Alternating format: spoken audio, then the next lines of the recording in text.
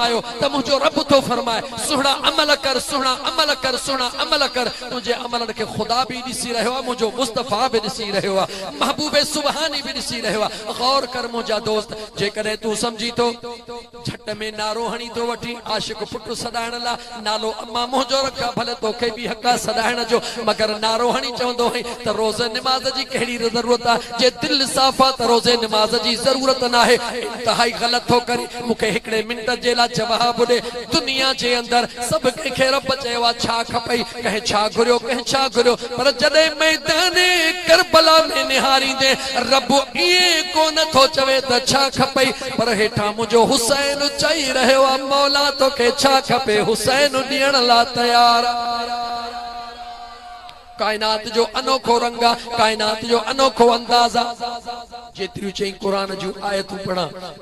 दुनिया इमाम हुसैन खे का, इमाम हुसैन तो हुसैन आहे, दुनिया त अब्दुल कादिर जीलानी खे कान सुञाणे सघी आहे।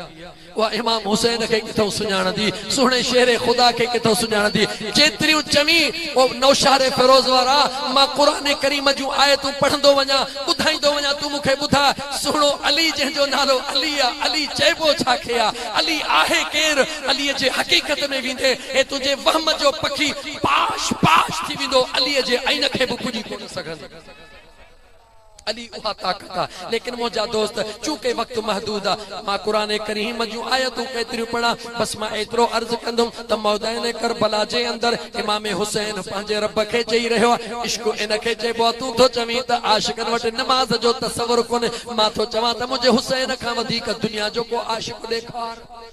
अगर आशिकन जो सरदार खपे, अगर आशिकन जो सरदार खपे तो दरे हुसैन का सवा बियो कोई न मिली सकंदो। इमाम अली मकाम हुआ जेको अल्लाह के अर्ज कर मौला छा खपे, रब तो चवे दिलबर कासिम ने मुझा मौला हाज़रा, अल्लाह छा खपे चवे तो अली अकबर ने मुझा मौला हाज़रा, मुझा मौला बियो छा खपे, रब चवे अली असगर ने मौला मुझा हाज़रा, अल्लाह चवे भाणे जो आइनो मोहम्मद ने मुझो हुसैन चवे मौला हाज़रा, अल्लाह चवे पंहिंजो अब्बास ने मुझा मौला हाज़रा, अल्लाह चवे हुसैन मुंडे हलिया, चवे तो मौला तुझो हुसैन भी हाज़िर आ। लेकिन जॾहिं सुनो हुसैन पंहिंजी हाज़िरी ॾींदो आहे, बेनी हज़र बजे दरबार में अर्ज़ कंदो आहे मौला तुझो हुसैन त हाज़िर आहे, पर एतिरी मोहलत ॾे त सजदो ॾेई वठां, क़यामत ताईं दुनिया खे ख़बर पवे सब कुछ ते ॾियण लाइ तयार आहे, मगर हुसैन जो नालो आहे उहो सजदो छॾण लाइ तयार नाहे।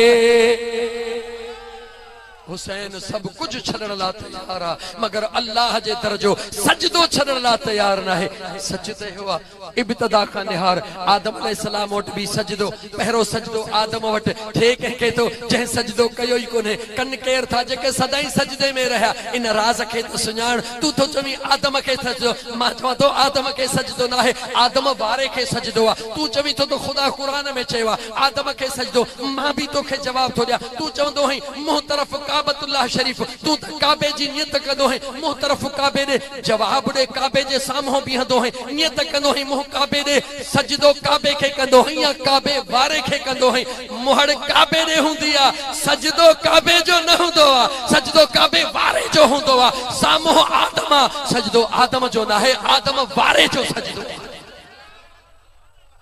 लेकिन लेकिन महबूब संदे मान के समझण त दुखियो आ, इन इश्क जे अंदाज के समझण त दुखियो आ। महबूब संदे मान के समझण त दुखियो आ, इन इश्क जे अंदाज के समझण त दुखियो आ, इन इश्क जे अंदाज के समझण त दुखियो आ। कह समुझ ॾिसंदा वया झुकंदा वया उहे असहाबी थी वया, ॾिसंदा वया झुकंदा वया असहाबी थी वया, असहाब थी वया, असहाब थी वया। उन इश्क ऐं ईमान खे समझण त दुखियो आ, उन इश्क ऐं ईमान खे समझण त दुखियो आ। महबूब संदे मान खे समझण त दुखियो आ, इन इश्क जे अंदाज खे समझण त दुखियो आ। अच कुरान करीम जे मथा जेतिरियूं आयतूं मूंखे अध कलाक जी इजाज़त आहे अध कलाक थी वियो बस मां तर्जुमो करियो था चरियो आशिक जॾहिं चरियो आहे न जॾहिं चरियो पंहिंजे मौज में ईंदो पोइ ख़बर ई न पवंदी आहे अल्लाह ताला जे क़ुरान करीम में जेतिरियूं ओ फ़क़ीरो कदे रबियुल अव्वल रबियुल सानी खां सवा कहीं नॉर्मल महीने में प्रोग्राम रखो हे फकीर थकल न हुजे 2.5 कलाक जा दियो ऐलान करे चो त फकीर अज मुस्तफा जो शान बुधा पर ये कुरान एतरो पढ़ जो नौशारे वारन के खबर पवे त रब जो कुरान मुस्तफा जो शान की बयान कदो अजीजाने मन अल्लाह ताला जे पाक कुरान करीम दे निहार मुझो अल्लाह पंजे कुरान करीम में फरमाए तो वल्लाहु यदऊ इलल जन्नत वल मगफिरत बिइज़्निही अल्लाह फरमाए तो वल्लाहु यदऊ ऐ अल्लाह तवा के सदे रहियो केर सदे रहियो जवाब दियो केर सदे रहियो वल्लाहु यदऊ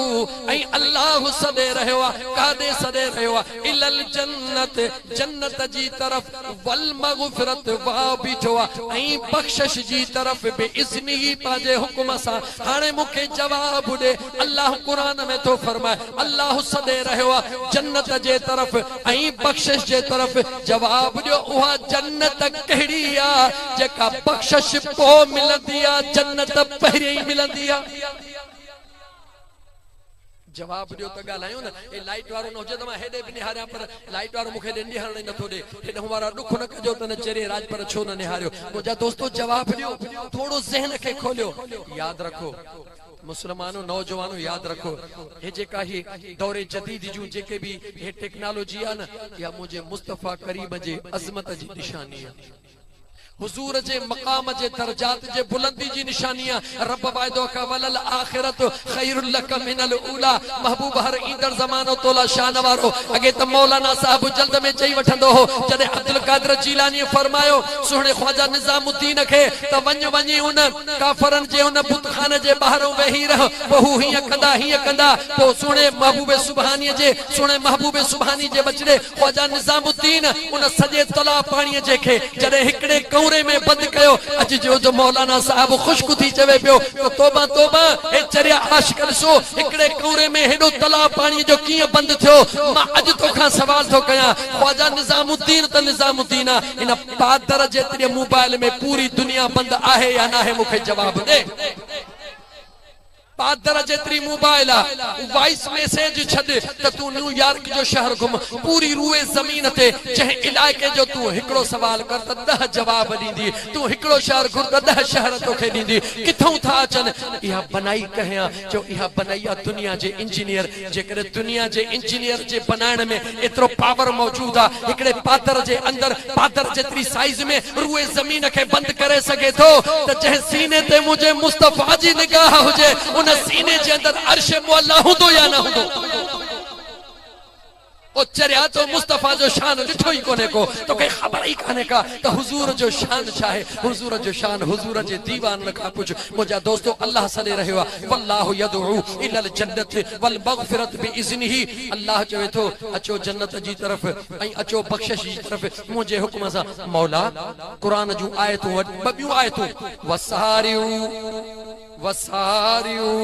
इला मगफिरतिम मिर रब्बिकुम जन्नत ढोड़ंदा चो मुझे बख्शिश जे तरफ ऐं जन्नत जे तरफ इहा जन्नत समझ में अचे वे जी बख्शिश पहिरिया जन्नत बाद में यानी क़यामत में हुजूर जी शफाअत मिलंदी क़यामत में हुजूर जे सदके गुनाह मुआफ कया विंदा बाद में जन्नत मिलंदी सेकंड ऑप्शन मुझा कुरान करीम जी वरी बी आयत अल्लाह फरमायो अब साबिकू इला मगफिरतिम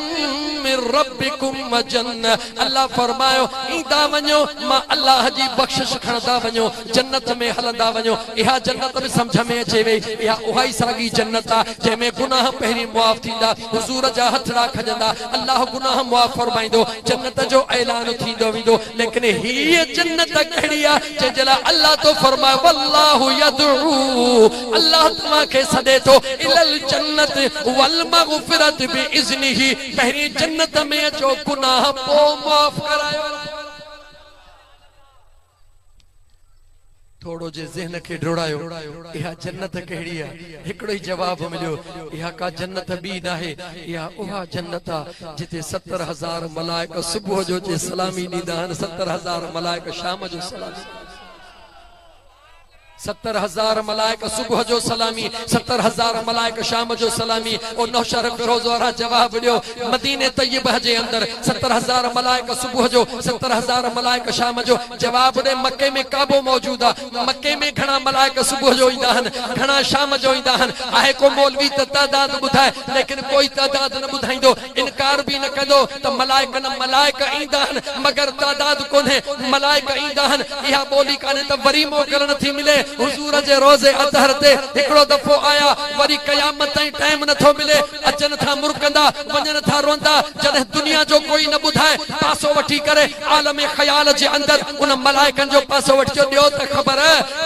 ख़बर तव्हां दुनिया त नथी ॿुधाए तव्हां ॿुधायो काबे में घणा ईंदा हो छा काबे जो तवाफ़ न कंदा आहियो छा त मलाइक तोखे जवाब ॾींदा ओ सवाल करण वारा ओ काबे जो तवाफ़ करण वारा इन्हे मक्के वारे काबे जो तवाफ़ तूं कंदो हई असां मथे काबे जो तवाफ़ कंदा हो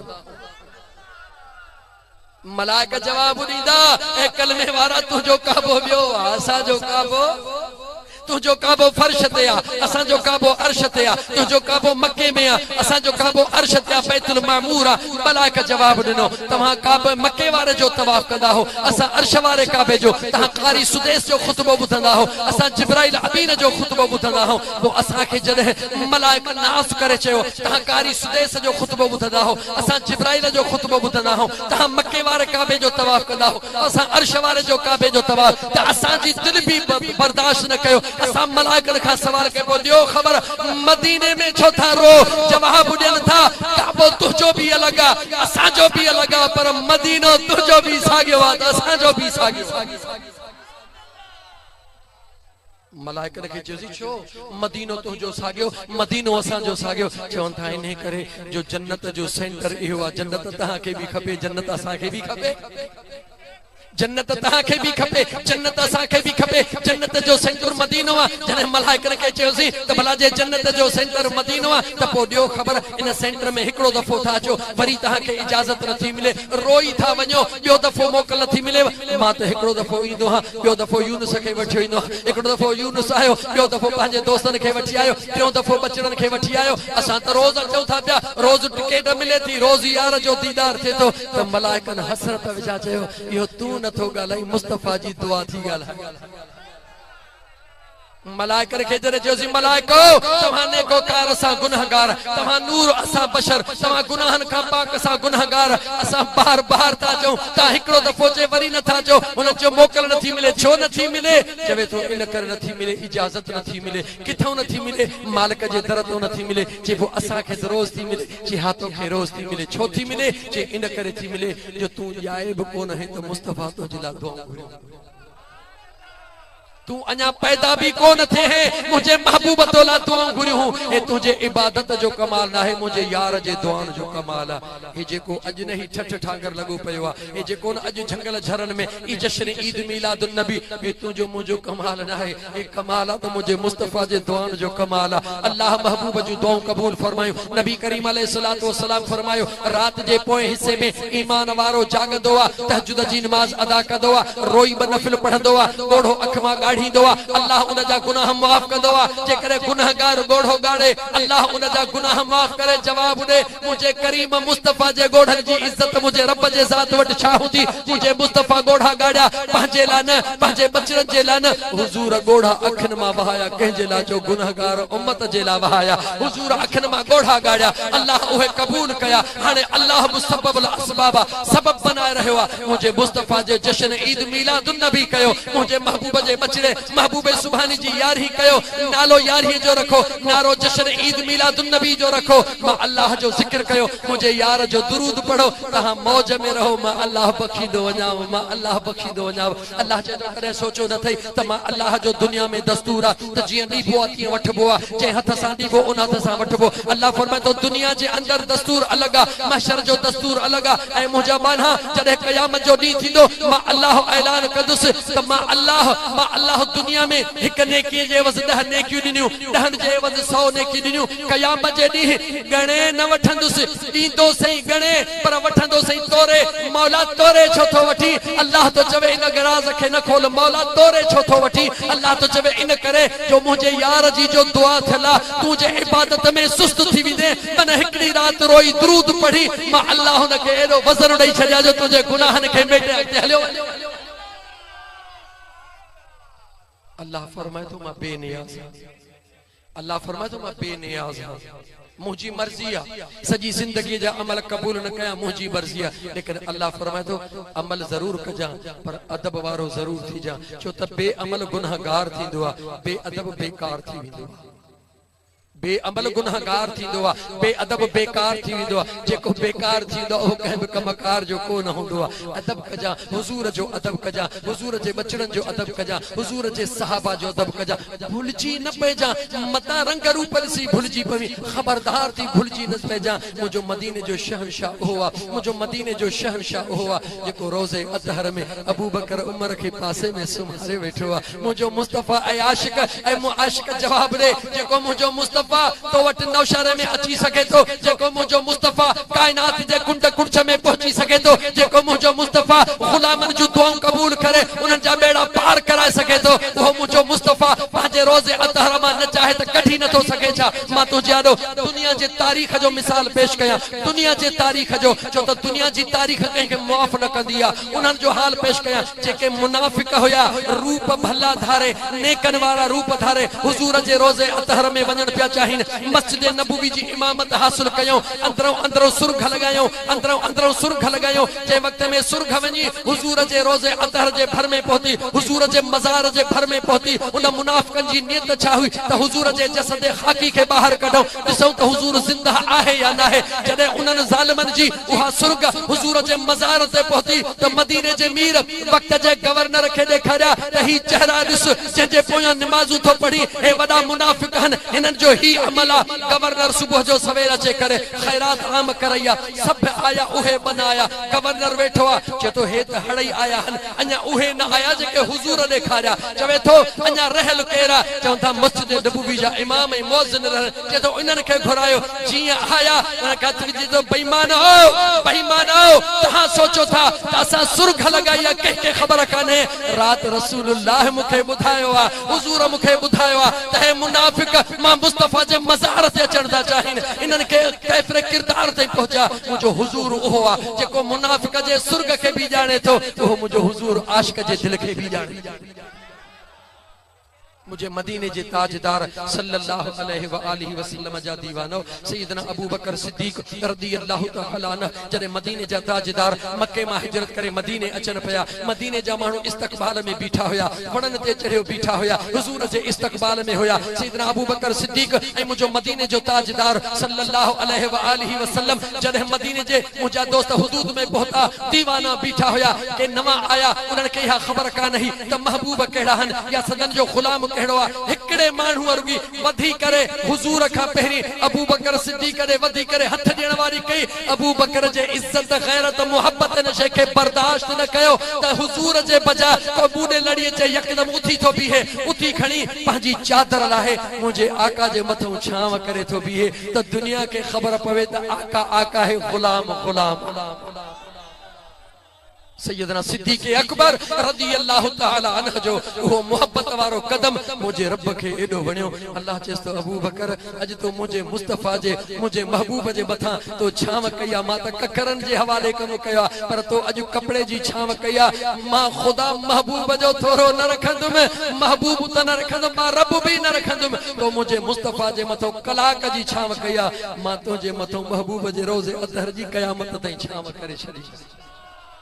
तो मुझा दोस्त सैयदना सिद्दीक़ अकबर, सैयदना उमर फारूक, सैयदना उस्मान सिंदूरैन रज़ियल्लाहु तआला अन्हु जे लाइ दिल में मता कॾहिं को अहिड़ी कमी कोताही रखी मुआफ़ कोन कंदई, ॾाढा बेनियाज़ थे। बाक़ी रहियो सुहिणो अली, अलीअ जे त ऐन जो केरु हक़ीक़त में मुशाहिदो करे। मां उथां थो ए क़ुरान सभु मुंहिंजा मामला अध में रहिजी विया। नात खान चवंदा इहा कहिड़े क़िस्म जो बोलवी आहे, 15 मिंटनि जे लाइ जे कलाक वेही रहियो, स्पीड 120 खां तेज़ पई हले। मुंहिंजा दोस्त ॼण मोटर वे ते पई हले, लेकिन मां छा कयां बस मां आखिरी गाल कर तो चाहियां शेर खुदा जी ए नौशार फिरोज वारो ए कुरान जी आयत याद का कुरान हिकड़ो आया बहन जवाब दियो वरी जवाब दियो फिरी न वंजो मां कुरान जी आयत तो पढ़ा अल्लाह फरमायो वलक़द आतैनाक सबअम मिनल मसानी वल कुरआनल अज़ीम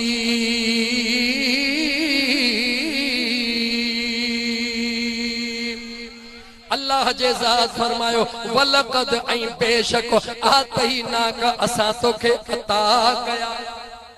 कुरान करीम बुधो वलक़द ऐं बेशक आतैनाक असां तोखे अता कया सबअम मिनल मसानी 7 आयतूं असां तोखे अता कयूं जेके बार बार दोहरायूं वेंदियूं आहिनि घणियूं आयतूं गालायो नौशारे वारो स्टेज ते मां वेठो हां मूवी मुंहिंजी थी भरजे जिम्मेवार मां हां तव्हां दिल खोले गालायो घणियूं आयतूं कुरान करीम जूं 7 आयतूं कुरान करीम जूं वलक़द आतैनाक सबअम मिनल मसानी बेशक उहे आयतूं बार बार पढ़ियूं वेंदियूं आहिनि 7 आयतूं रब कुरान में बयान कयो अॻियां अल्लाह फरमायो वई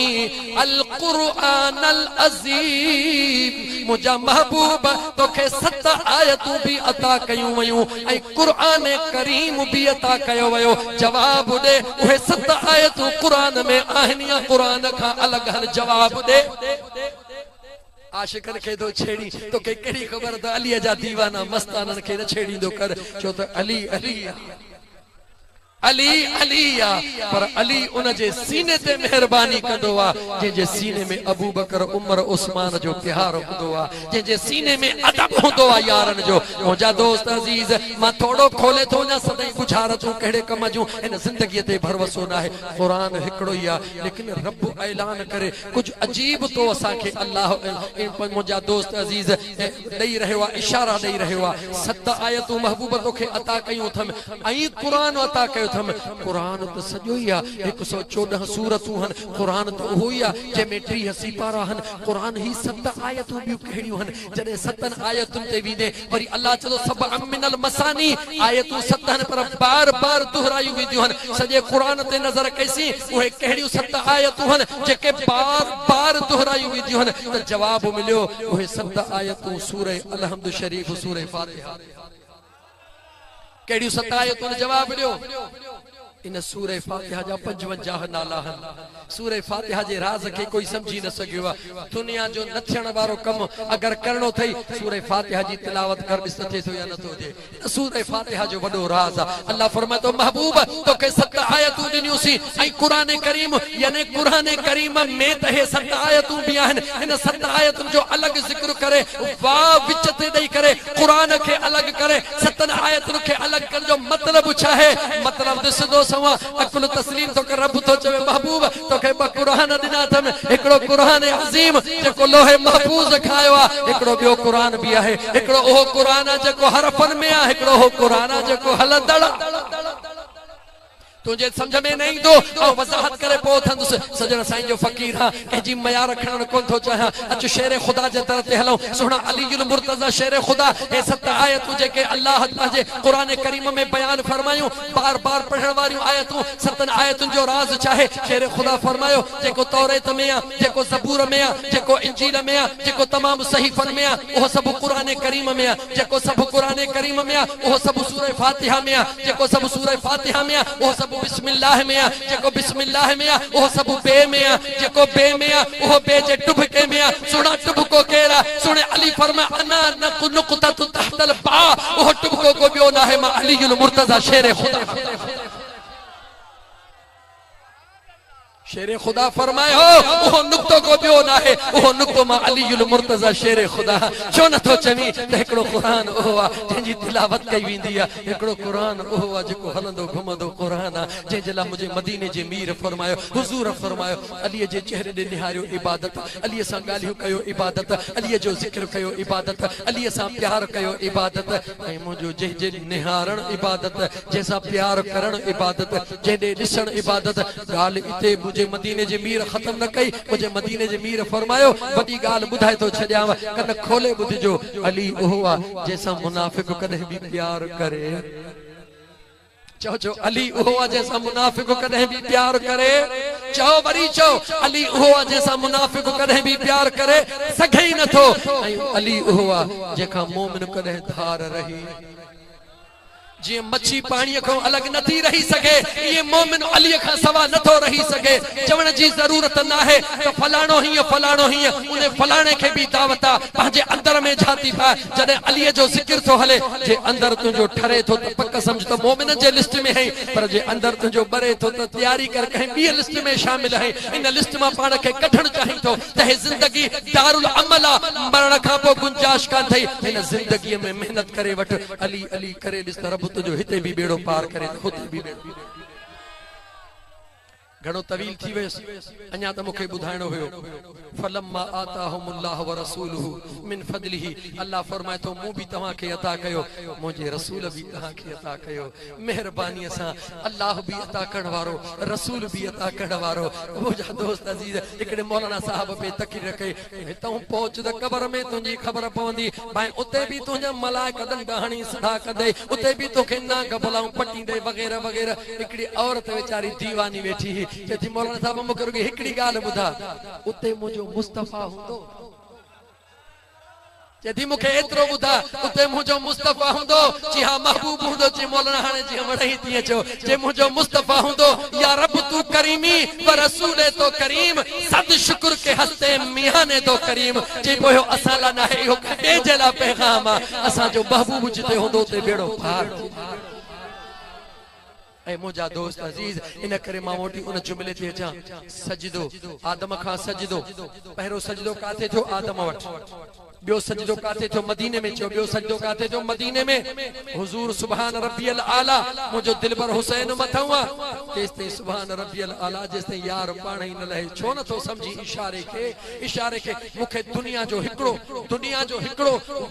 वर्ल्ड लेवल जो मानू त छा पर दुनिया जो हिकड़ो एमपीए सिंध जो एमपीए बुधा जेको पांजे डॉक्टरन के कुल्हे ते खणी बाजार में लेको हिकड़ो तैयार देखार नौकर खणी हलदा चाकर खणी हलदा गाड़ियों खणी हलंदियूं पाण कुल्हे ते खणदो छो न तो खणे उ पांजी बेइज्जती तो समझे हो चरिया तो के हेतड़ो पावरा डॉक्टर के कुल्हे ते बेइज्जती तो समझी मुझे मुस्तफा छो खया दुनिया के देखण जाओ दुनिया वारो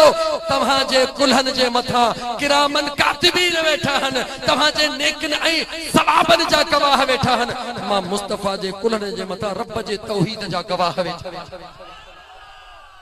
दुनिया के देखाण चाहो दुनिया वारो तव्हां जे कुल्हन जे मथा किरामन कातिबीन हन तव्हां जो नेकियूं लिखंदा तव्हां जा सवाब लिखंदा पर मां मुस्तफा जा कुल्हा